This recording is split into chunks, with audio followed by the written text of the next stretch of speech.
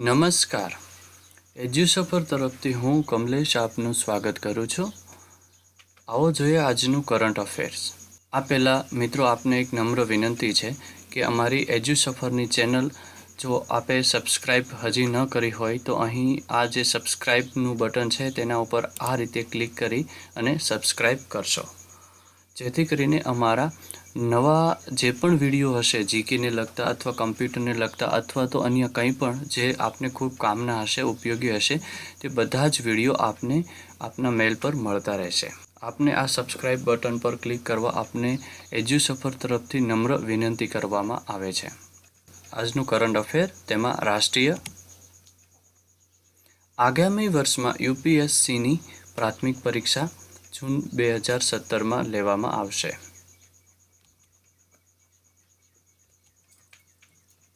Tibetan ધર્મગુરુ દલાઈ લામાના અરુણાચલ પ્રવાસને કેન્દ્ર સરકાર દ્વારા મંજૂરી આપવામાં આવી છે. તેઓ આગામી વર્ષે ત્યાંનો પ્રવાસ કરશે.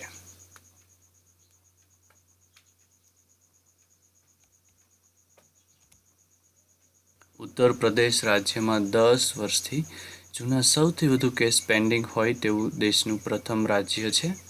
અહીં સૌથી વધારે જૂના કેસો નિકાલ થયા વગરના પડી રહ્યા છે. હવે આંતરરાષ્ટ્રીય.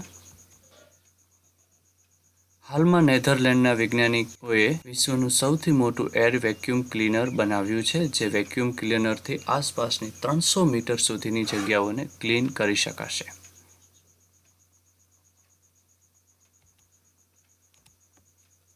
ચીનના ઉત્તર પશ્ચિમ શહેરે ચોંગકિયામાં 220 જેટલા સ્વયંસેવકોએ 8 કલાકમાં 29,728 ફોટાઓનો સંગ્રહ કરી 2045 ચોરસ મીટરમાં આ ફોટો મોઝેક તૈયાર કરી રેકોર્ડ કરેલ છે. અદાણી ગ્રુપ ઓફ કંપની વર્ષ 2017થી ઓસ્ટ્રેલિયા ખાતે કોલસાની ખાણનું કામકાજ શરૂ કરશે.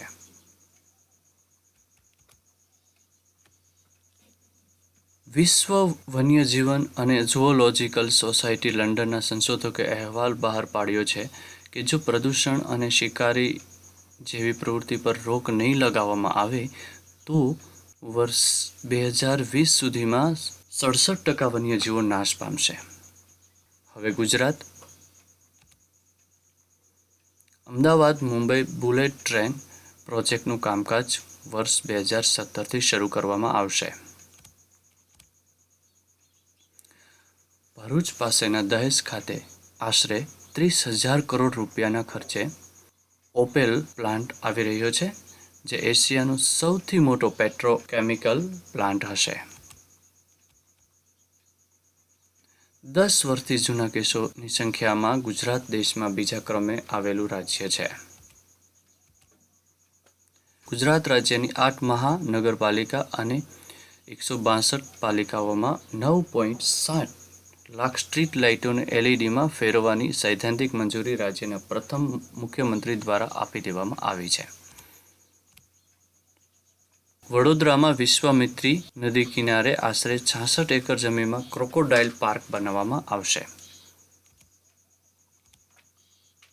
ગુજરાત સરકાર ક્રોકોડાઇલ પાર્ક માટે 10 કરોડ રૂપિયાનો ખર્ચ કરશે.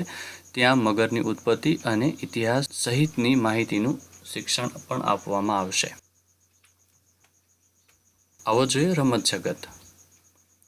WTAની ફાઇનલમાં એન્જેલિક કેબરે અમેરિકાની મેડિસન ક્રિયાસને 6-3થી હરાવીને રેડ ગ્રુપની સેમીફાઇનલમાં પ્રવેશ મેળવી લીધો છે. ગુજરાત સ્ટેટ ગોલ્ફ ચેમ્પિયનશિપની ફાઇનલમાં આદિત્ય શાહ ચેમ્પિયન બન્યા છે.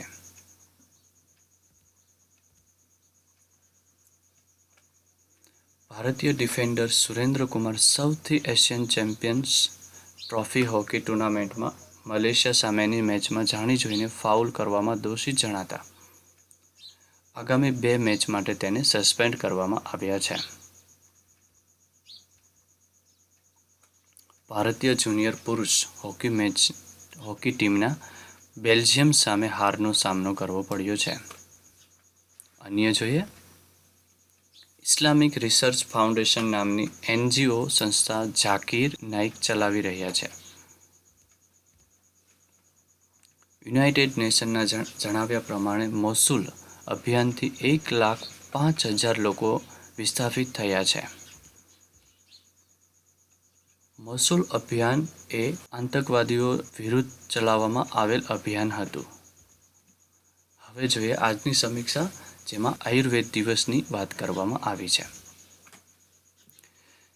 કેન્દ્રીય આયુષ્ય મંત્રાલય દ્વારા 28 ઓક્ટોબર 2016ના રોજ રાષ્ટ્રીય આયુર્વેદ દિવસ મનાવવાની જાહેરાત કરવામાં આવી છે.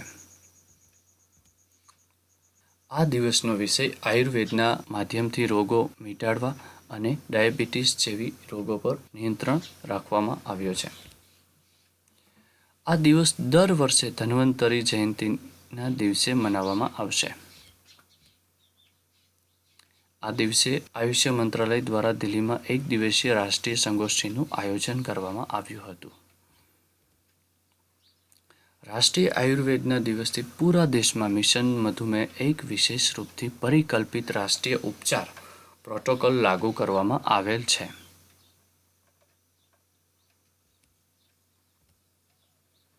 ધન્વંતરીને હિન્દુ સંપ્રદાયના દેવતાઓના વૈદ્ય માનવામાં આવે છે.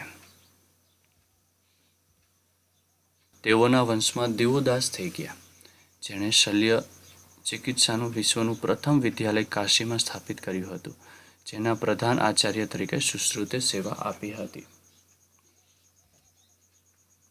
મિત્રો, આ વિડીયોના અંતે આપને એક સવાલ પણ પૂછું છું કે આયુર્વેદ દિવસ કયા દિવસ તરીકે ઘોષિત કરાયો છે, જેનો જવાબ આપ યુટ્યુબ ચેનલમાં નીચે કોમેન્ટ્સમાં લખશો.